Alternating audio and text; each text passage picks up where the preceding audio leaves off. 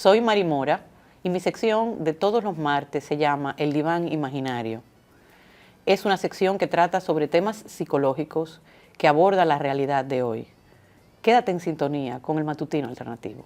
Y yo me puse a pensar, sobre todo de cara a los debates que yo hago con mis estudiantes, ¿qué hay de nuevo en la inteligencia artificial y la psicología? Y quiero compartir esas cosas con los oyentes del Matutino y del Diván.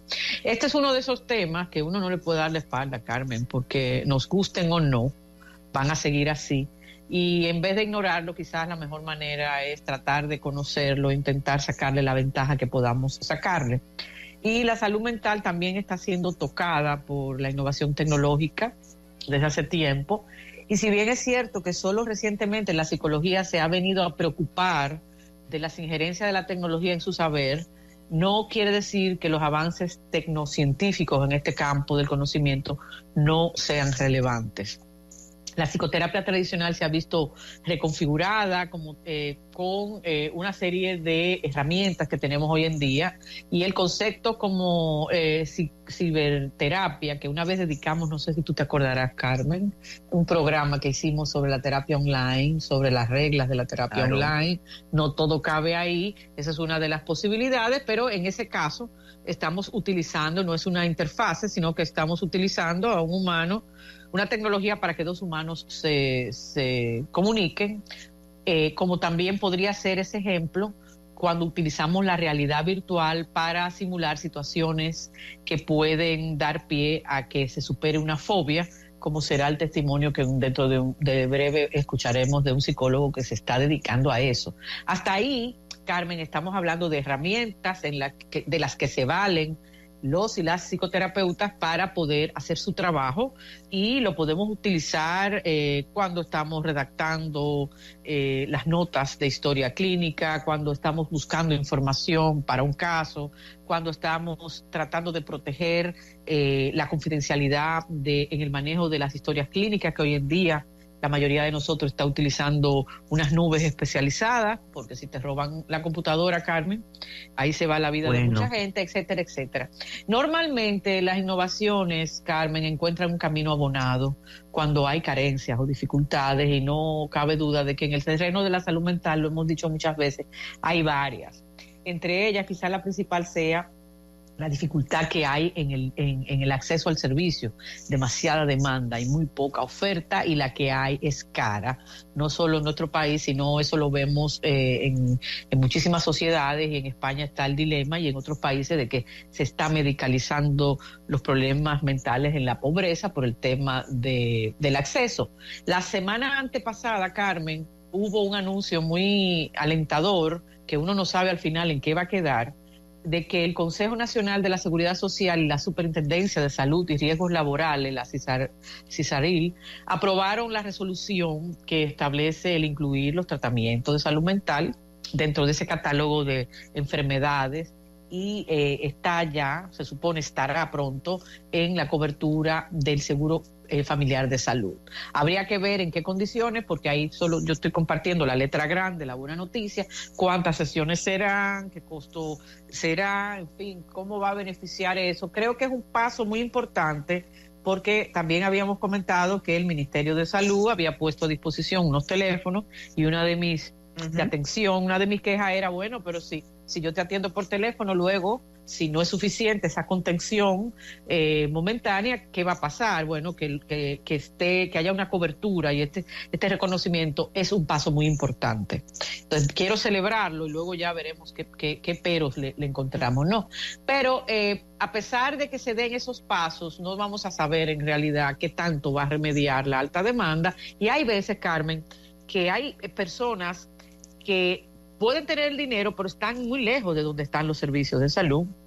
Esa accesibilidad incluso se puede dificultar porque no tienen una buena conexión a internet, y entonces la teleterapia también se le dificulta, ¿no? Entonces, para ese tipo de situaciones puede ser esperanzador el que se utilicen algunos procedimientos como son de la inteligencia artificial, como son los chatbots, que no son de ahora, Carmen.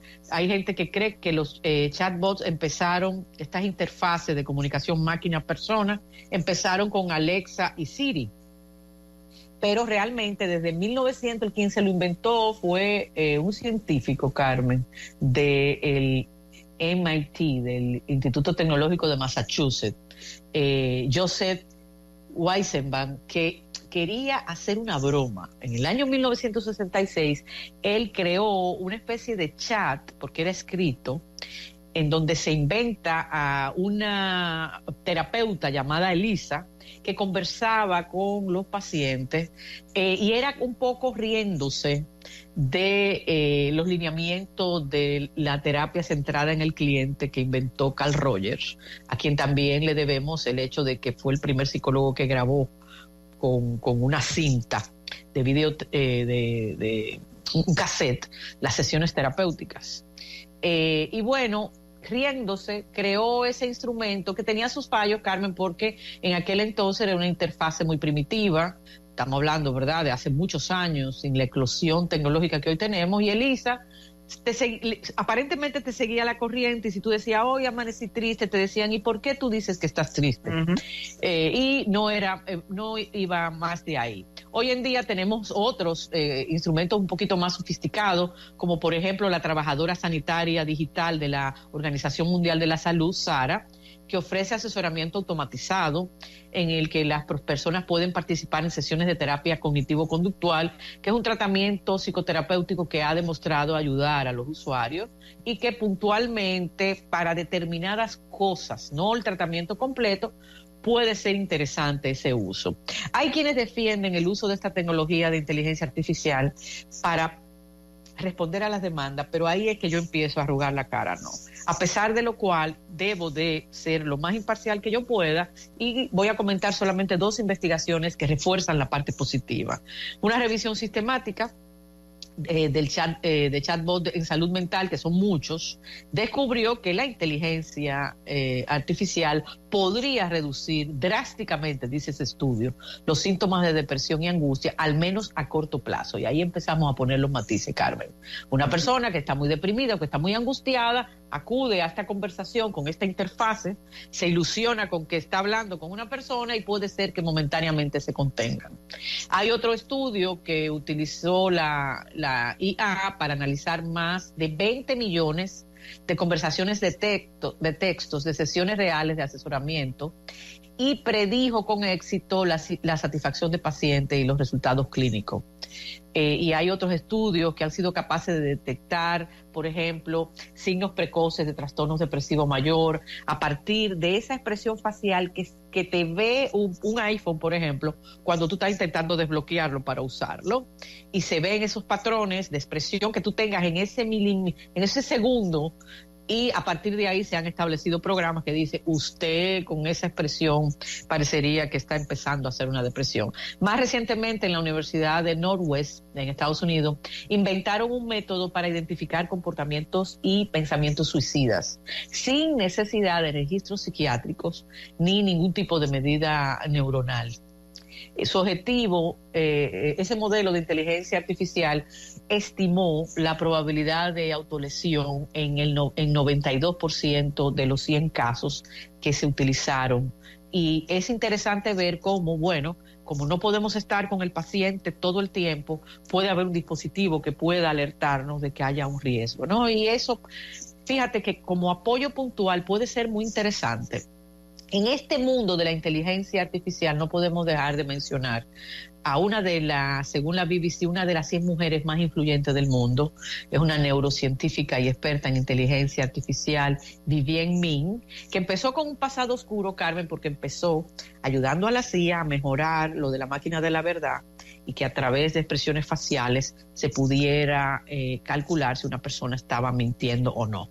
Después ella se dedicó a cosas más altruistas, y el primer invento vino porque ella quería ayudar a su hijo que tenía una diabetes tipo 1 y ella quería prevenir las crisis que su hijo tenía, y ella modificó la bomba de insulina para controlar mejor la enfermedad, y lo que hizo fue relacionar las emociones y la actividad física de su hijo con el flujo del medicamento. Y de esa manera no se esperaba a que él hiciera una crisis, sino que intervenía inmediatamente gracias a la IA.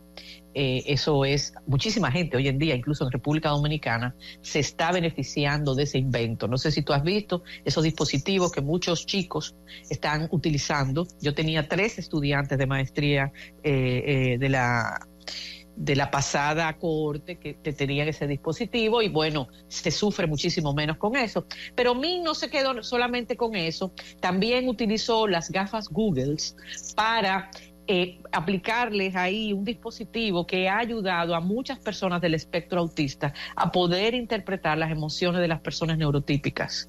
Y eso evita mucho sufrimiento en las personas autistas, que tú sabes que no entienden los chistes y que no saben interpretar el gesto que hace una persona neurotípica, y entonces ahí viene la torpeza y las dificultades de convivencia social que ellos tienen, y eso es un aporte, a mí me parece sumamente valioso, y mucho más valioso cabría mencionar de las muchas cosas que Min y sus varias empresas están haciendo, fue que ella inventó un sistema que predice episodios maníacos y episodios depresivos en pacientes bipolares. Hace unas semanas hablábamos del tema de la bipolaridad y de lo difícil que es, que cuando ya la crisis se desata, Carmen, entonces ya es tarde, y para poder estabilizar a ese paciente se corre el riesgo de que haya un suicidio, se corre el riesgo de que tenga un comportamiento temerario. Ahí vemos entonces algo sumamente valioso en la salud mental, y los sistemas de predicción desarrollados por la neurocientífica norteamericana apuntan también a poder detectar otros tipos de trastornos mentales y comportamientos como por ejemplo el suicidio o el comportamiento simplemente de una depresión, y eso es de agradecer. Pero tenemos que advertir los riesgos, como tú decías. A mediados del 2015, me gustaría citar una edición especial que lanzó la prestigiosa revista Science, que lo dedicó entero a la inteligencia artificial.